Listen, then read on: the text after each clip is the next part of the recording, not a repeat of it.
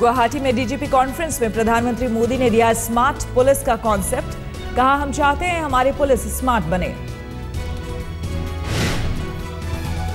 For sleek and sensible, M for modern and mobility वाली, A for alert and accountable, R for reliable and responsive, T for techno-savvy and trained। प्रधानमंत्री ने देश में खुफिया तंत्र को मजबूत बनाने पर दिया जोर। कहा, गुप्तचर व्यवस्था के सहारे होती है राष्ट्र की रक्षा।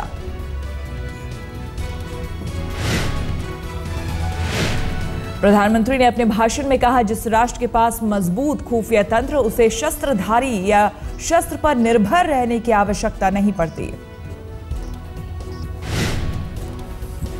जिस व्यवस्था के पास उत्तम प्रकार की गुप्तचर व्यवस्था होती है, उस व्यवस्था को कभी भी न शस्त्रधारी की जरूरत पड़ती है, न कभी शस्त्र की जरूरत पड़ती है।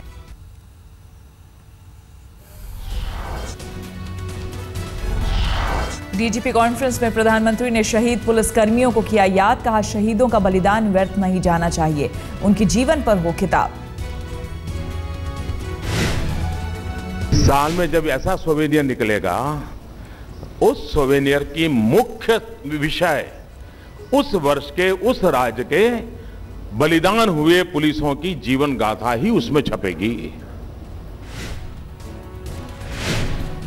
प्रधानमंत्री नरेंद्र मोदी ने कहा, पुलिस वालों की जिंदगी सबसे तनाव भरी, उनके परिवार में सुख शांति जरूरी, उनके कल्याण के लिए काम करना जरूरी। प्रधानमंत्री ने अपने भाषण में कहा, हर पुलिस थाने की हो अपनी वेबसाइट, उनके अच्छे कामों को जनता के बीच लाना जरूरी। क्या पुलिस थाने की अपनी वेबसाइट हो और हर हफ्ता एक सच्ची एंड 100% सच्ची होनी चाहिए पॉजिटिव स्टोरी हम ऑनलाइन रखें।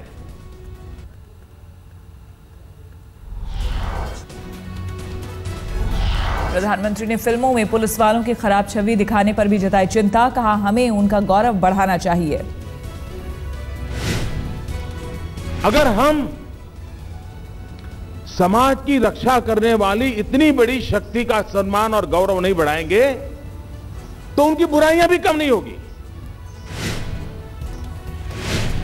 पहली बार दिल्ली के बाहर आयोजित हुआ डीजीपी कॉन्फ्रेंस। पहली बार पूर्वोत्तर राज्यों के सभी सीएम भी सम्मेलन में हुए शामिल। आज गुवाहाटी में बीजेपी कार्यकर्ताओं को भी संबोधित करेंगे मोदी। दोपहर 2 बजे प्रधानमंत्री मणिपुर के लिए होंगे रवाना। 4 दिन के दौरे पर पूर्वोत्तर पहुंचे हैं प्रधानमंत्री नरेंद्र मोदी। कल मेघालय को दिया पहली ट्रेन का तोहफा।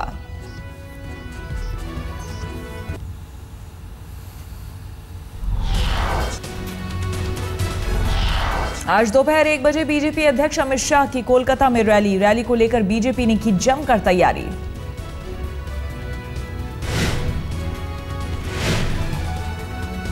विक्टोरिया हाउस के पास स्पिलैंड स्क्वायर में रैली को पहले कोलकाता प्रशासन ने नहीं दी थी इजाजत। हाईकोर्ट से हरी झंडी मिलने के बाद है रैली।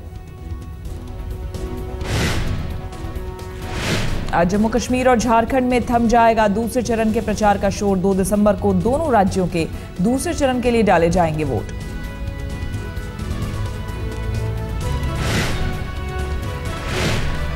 दूसरे चरण में जम्मू कश्मीर की 18 विधानसभा सीटों के लिए होंगे मतदान। झारखंड में 20 सीटों के लिए डाले जाएंगे वोट।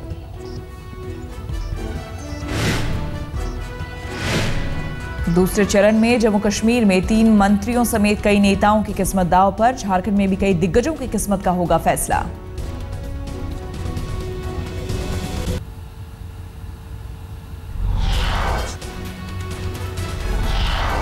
महाराष्ट्र में बीजेपी शिवसेना की बातचीत के बीच शिवसेना नेता एकनाथ शिंदे का बयान। आगामी सत्र में विपक्ष में बैठेगी शिवसेना।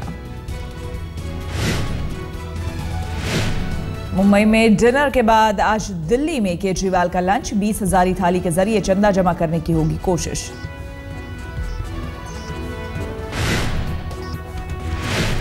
चुनाव बाद हरियाणा कांग्रेस की पहली बैठक में हंगामा। कैप्टन अजय यादव के बोलने पर हुड्डा समर्थक ने किया हंगामा। हमारे बीच में आए हैं, मैं आप सबकी तरफ से आदरणीय हुड्डा साहब का भी यहाँ पहुँचने पर स्वागत। पश्चिम बंगाल के मंत्री ज्योतिप्रिया मलिक ने कहा, मुझे अपनी जान का खतरा, बीजेपी और सीपीआईएम से जताया डर।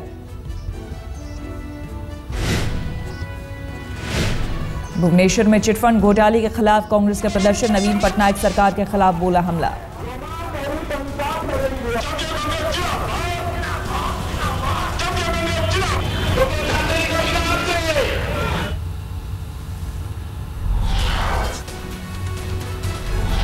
हैदराबाद के कॉलेज में छात्र की रहस्यमय मौत से सनसनी। घरवालों का आरोप, रैगिंग की वजह से गई जान। पुलिस ने भी बताया रैगिंग का मामला। एसीपी के मुताबिक अपने कॉलेज के सीनियर छात्रों से परेशान था पीड़ित छात्र। मामले की हो रही है जांच।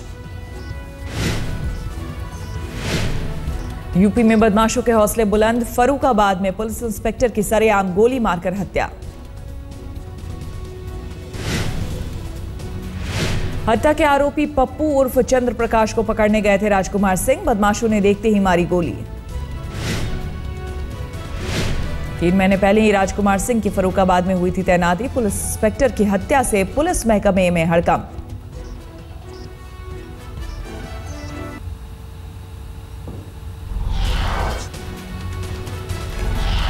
दिल्ली के कमला नगर लूट मामले में बरामद हुआ लुटेरों का बैग, लेकिन बदमाशों का अब भी कोई सुराग नहीं।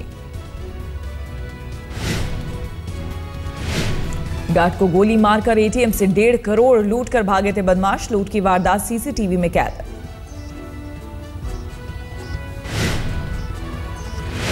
पंजाब के होशियारपुर में एक ढोंगी बाबा और उसके चेलों की जमकर पिटाई। इलाज के दौरान युवक की मौत से नाराज थे परिजन।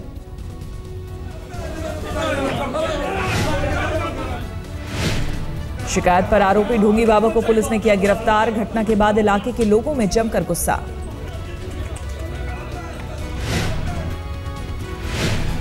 फरीदाबाद में सामने आई टीचर की बेरहमी। 4वीं क्लास के छात्र का सिर फोड़ा, 4 टाके लगे। क्लास में हंसने से टीचर को आया था गुस्सा।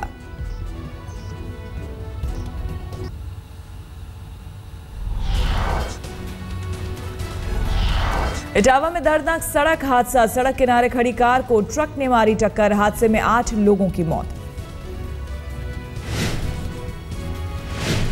शादी से पहले तिलक के कार्यक्रम से लौट रहे थे सभी लोग। गाड़ी पंचर होने पर टायर बदलने के दौरान ट्रक ने मारी टक्कर।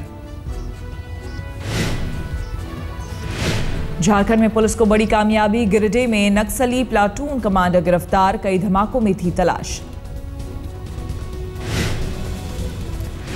भोपाल के पास मंडीदीप इंडस्ट्रियल एरिया में क्लोरीन गैस का रिसाव। 3 दर्जन से ज्यादा लोगों की तबीयत बिगड़ी। मेरठ में मीट फैक्ट्री में अमोनिया गैस के रिसाव से 20 लोग बीमार, 2 की हालत गंभीर।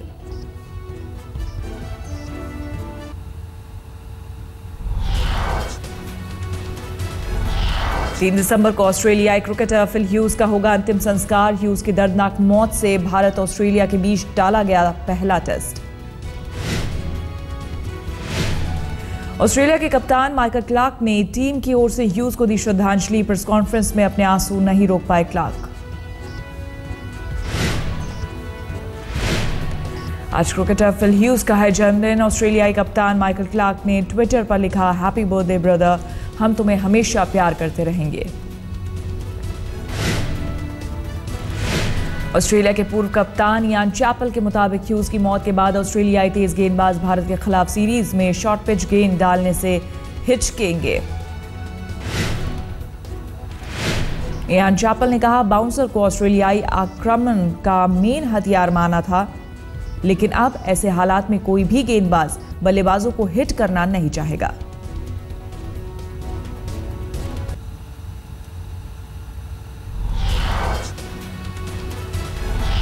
बर्फ की सफेद चादर से पटा बद्रीनाथ। 3 से 4 इंच बर्फ की मोटी परत जमी। कल ही बंद हुए थे भगवान बद्रीनाथ के कपाट।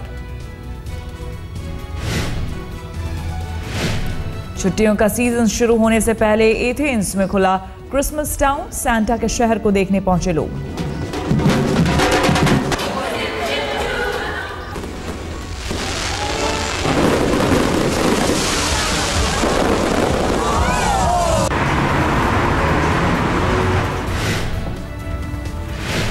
सड़क हादसे में बाल बाल बचे डेविड बेकहम और उनका बेटा एयरबैग की वजह से बची बाप बेटे की जान।